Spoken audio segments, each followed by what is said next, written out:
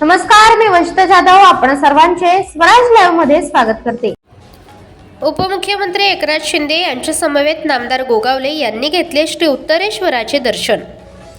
श्री उत्तरेश्वर यात्रेनिमित्त सालाबाद प्रमाणे तापोळा येथे श्री उत्तरेश्वर मंदिरात जाऊन माननीय माजी मुख्यमंत्री तथा सध्याचे उपमुख्यमंत्री महोदय यांच्या समवेत नामदार मंत्री भरत गोगावले यांनी दर्शनाचा लाभ घेतलाय।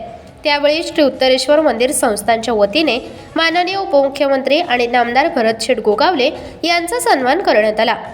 यावेळी उत्तरेश्वर भक्तांना मार्गदर्शन करताना गोगावले यांनी सांगितले की माननीय उपमुख्यमंत्री एकनाथजी शिंदे साहेब यांच्या नेतृत्वाखाली या भागाचा कायापालट नव्हे तर नंदनवन होणार आहे। काही वर्षांपूर्वी या ठिकाणी कोणत्याही प्रकारचे वाहन येत नव्हते, पण आता एवढ्या मोठ्या प्रमाणात रस्ता होणार आहे, त्याचे काम देखील सुरू आहे आणि तापोळा नदीवरील मोठ्या ब्रिजचे देखील काम सुरू आहे। या उल्लेखनीय कामगिरीबद्दल माननीय उपमुख्यमंत्री महोदयांचे आपण सर्वजण आभार मानू तेवढे कमीच आहेत।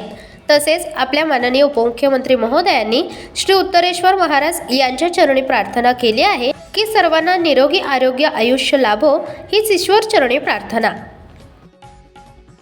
आपण पाहताय महाराष्ट्रातील वेगवान न्यूज चॅनल स्वराज्य लाईव्ह।